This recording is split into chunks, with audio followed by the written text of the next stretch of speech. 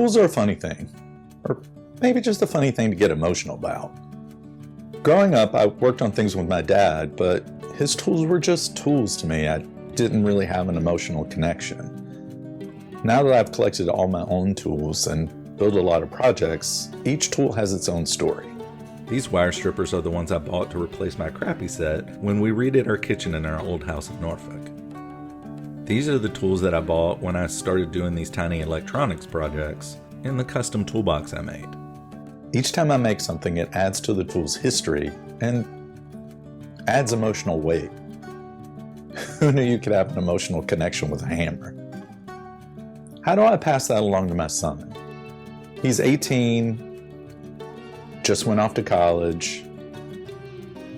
I thought I'd start by putting together a set of tools for him. I'm going to start with a hammer. As part of our adventure with the tiny house, we found a couple of hammers. One is just the head, and one was buried in the dirt. For the one that was just the head, I'm going to try to make a new handle from some oak. I've never tried sculpting anything from wood, so we'll see. Why am I making this out of oak? Well, part of the reason we moved into our neighborhood was the amount of mature trees. One of the many trees in our yard was this massive oak tree. Unfortunately, we had to take it down. It had started dying and dropping some pretty massive branches. Not great for a tree right beside the driveway. When they took the tree down, we had them leave the bottom 20 feet of the tree. We found someone to come to us with a portable mill, and after 3 years of storing it in parts of the attic, I have a lot of quarter-sawn white oak. First, let's give both hammers a bath in rust remover. I like the general shape and length of this hammer handle, so I'm going to start by outlining it.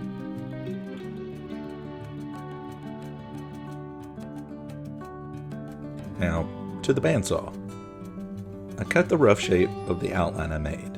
Then I made some cuts to try to fit the top into the head. For the taper, I made a basic shape with a pencil and just started cutting. I made a little bit of the corner rounding on the bandsaw, but that started feeling a little risky.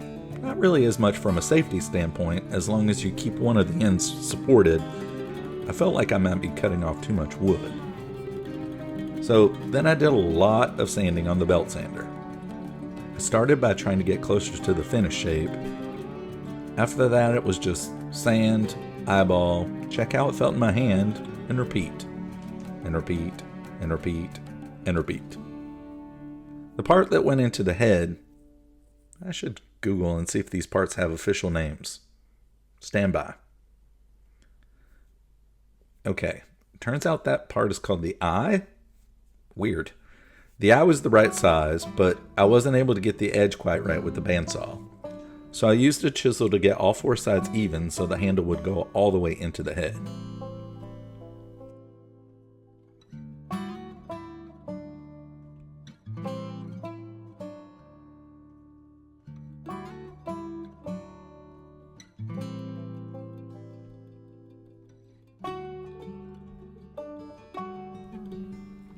After it was roughly the right size, I used the orbital sander to smooth everything out. I started with 120 grit and then worked my way up to 320 grit sandpaper.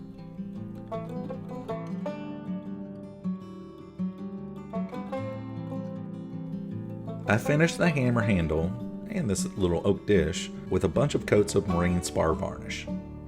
Now it's time to actually fasten the handle to the head. I split the top of the handle with the bandsaw and cut a thin wedge of walnut from one of the boards my dad gave me from his stash of wood.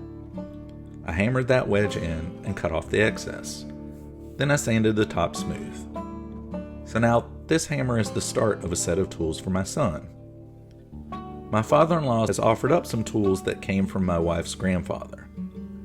I'm going to build a toolbox or maybe even a tool chest for them. Hopefully he'll eventually build his own history with these tools.